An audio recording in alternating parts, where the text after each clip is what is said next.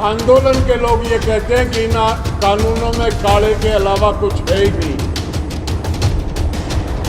नारा तगड़ा लगाना, हल चलाने वाला हाथ नहीं मोड़ेगा। नारा लगाना आपका काम होगा पक्का।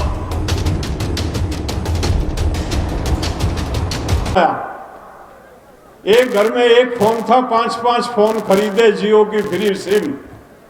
सारा कुनबा जैसे अफीम का आदी हो जाता है, इस फोन का आदी बना दिया। हर घर में आज 5-5 फोन है और 599 रुपए भाड़ा है उसका।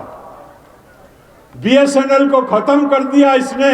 1.25 लाख कर्मचारी जो सरकारी नौकरी करते थे, हमारे आपके भाई और बेटे, उनको रिटायरमेंट दे के घर भेज दिया गया। बेचने की तैयारी हो रही है बीएसएनएल की। वही होगा। 23 संस्थान ये बेच चुका है अपनी सत्ता में आने के बाद। 750 लाख अरब रुपया आपकी गाड़ी कमाई का ये उन पूंजीपतियों को दे चुका। जो 27 व्यक्ति इस देश का पैसा लेके भागे हैं, उनमें 26 गुजरात के हैं, एक उनमें कर्नाटक का। ये चोरों का गैंग है, गिरोह है, जिसने इस देश पे कब्जा कर लिया। आपको देश बचाना ये किसान की जिम्मेवारी है। सबकी नजर किसान की तरफ है। अगर किसान ने इस लूट के घोड़े को, इस डाकुओं के गिरोह को नहीं रोका तो इस देश में कुछ नहीं बचने वाला। ये किसी दिन यहाँ से सारा धन समेट के भाग जाएंगे। आप सुबह देखेंगे कि पूरी कैबिनेट भाग चुकी है, कहीं अमेरिका में जाके सेटल होगी। इस देश को बचाओ मेरे किसानों। इस देश के लिए बड़ी लड़ाई लड़ने की आवश्यकता, बहुत बड़ी लड़ाई लड़ने की आवश्यकता। कानूनों में बदलाव किया, एसेंशियल कमोडिटी एक्ट, आवश्यक वस्तु अधिनियम में बदलाव किया। क्यों किया? क्योंकि इनका जो चहेता अडानी है, उसके जो गोदामों की क्षमता है वो 8.5 लाख मेट्रिक टन की क्षमता है। राजस्थान का जितना उत्पादन है, अकेला अडानी अपने गोदामों में भर सकता है। इतने गोदाम बना चुका, और वो जितने गोदाम बनाएगा उनको भरने की गारंटी भारत सरकार देगी। कानून तो कल आए हैं, समझौता पहले हो चुका, आपको पता नहीं है।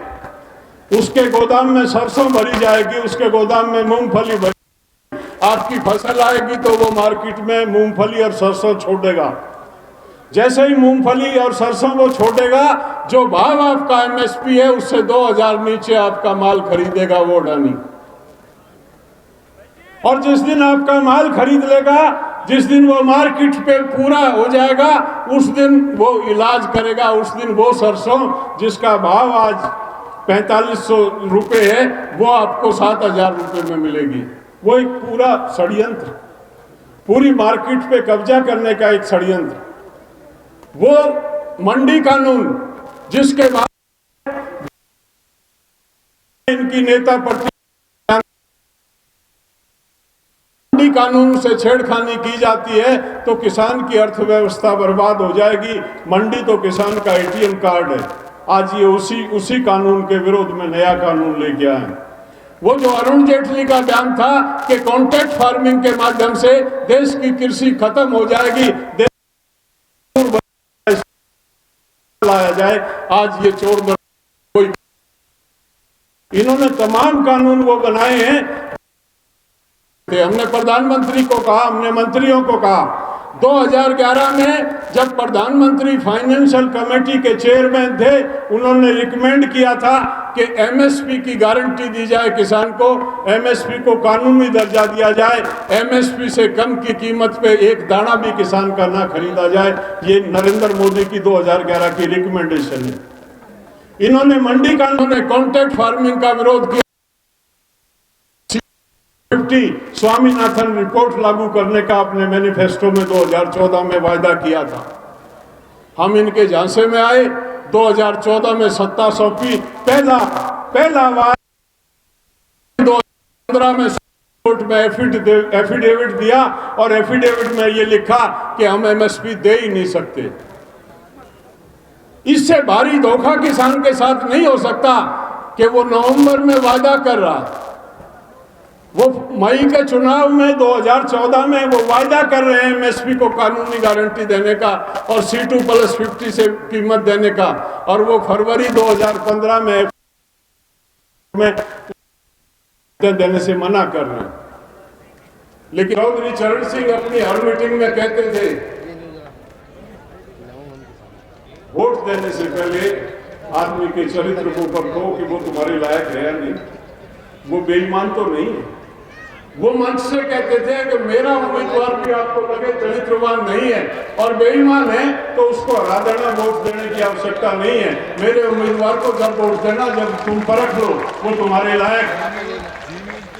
मैंने बहुत मीटिंगों में कहा और राजस्थान में मैंने सैकड़ों मीटिंगों में कहा कि कहीं से शुरुआत तो करनी है। आप राजस्थान के लोग परिवर्तन ला दो, एक चौधरी चरण सिंह के फार्मूले पे वोट दे दो तो इन चोरों से जान छूट जाएगी। लेकिन नहीं, कोई नहीं सुनता। चुनाव होता तो लग जाते हैं पीछे। छोटू राम ने कहा था बोलना सीख और दुश्मन पहचान। मेरे जैसे बहुत नेता मंचों से इस बात को कहते हैं, छोटू राम की बात को आचरण में किसने अपनाया? बोलना सीखने का मतलब था अपने अधिकार की आवाज उठाओ। आज भी जब एमएलए गांव में आता 100 समस्याएं हैं, 100 पीड़ाएं, लेकिन उसके सामने बोलते नहीं है। ढोल लेके खड़े हो जाते हैं, ढोल बजते हैं, उसको माला डालते हैं, घर ले जाते हैं, दूध पिलाते हैं, 10-20 हजार देते हैं। वो एमएलए भी पागल हुआ रहता कि लोग तो बड़े खुश हैं। छोटू राम ये कहता था कि गांव के फरसे पे रोक दो जनप्रतिनिधि को और रोक के ये पूछो कि तेने चुनाव में ये वादे किए थे कितने पूरे किए, नहीं किए तो क्यों नहीं किए? जिस दिन पूरे करे उस दिन गांव में घुस जाइए, वापस मुड़ जा। जिस दिन ये कर दोगे उस दिन ये बीमारी का इलाज हो जाएगा। भाषण सुनते हो, ताली बजाते हो, ये वादा करते हैं, उनको पता है जीतने के बाद जब भी तुम आओगे ये आपको दूध और मिठाइयों से स्वागत करेंगे, नगद पैसे देके विदा करेंगे। कोई आवश्यकता काम करने की है ही नहीं। हमको किसी एक ने नहीं मारा, 70 साल में मरे हैं। सिस्टम वही है, सांपनाथ और नागनाथ बदलते हैं चेहरे। जहर किसी का कम नहीं है कि कोई थोड़ा ज्यादा, कोई कम, कोई कोबरा है, कोई दुमई है, ये सारे वही हैं। गलत फहमी में मत रहना कि परिवर्तन के बाद भी हाल हो जाओगे। अपना सोटा, अपना डंडा रखना पड़ेगा, एक किसान संगठन मजबूत रखना पड़ेगा। चौधरी महेंद्र सिंह टिकैत यही सिखा के गए थे। उत्तर प्रदेश में किसान यूनियन की टोपी लगा के एक आदमी अगर कलेक्टर के ऑफिस में चला जाए तो कलेक्टर खड़ा होके मिलता है। ये राजस्थान में क्यों नहीं होता? उत्तर प्रदेश में हमारे 5 यूनियन के आदमी चले जाएं तो हिलता, एसपी हिलता है, उनकी बात को सुनता। हमको एमएलए और एमपी की आवश्यकता नहीं है। हमने एक सिस्टम वहां उत्तर प्रदेश में और हरियाणा पंजाब में खड़ा किया कि यूनियन शक्तिशाली है और यूनियन के सामने प्रशासन डांस करता। आप लोगों को यूनाइट होना पड़ेगा, किसान यूनियन को जिंदा करना पड़ेगा। इनके भरोसे चलने वाला नहीं है। ये तो ऐसे ही लूटते रहेंगे, चलते रहेंगे, एक आएगा दूसरा जाएगा। शेर का भाई बगेरा, वो कूदे 9 और वो कूदे 13, उसी में फंसे रहना आप इनके चक्कर में। आप बहुत देर से बैठे, मैं आपके बीच से राकेश जी बोलेंगे, हट रहा हूं, फिर लंबी बातें करेंगे।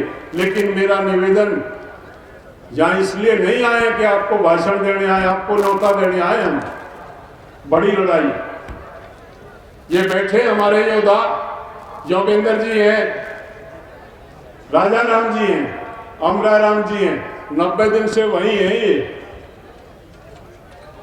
इनको निजी तौर पे कोई से को आवश्यकता नहीं।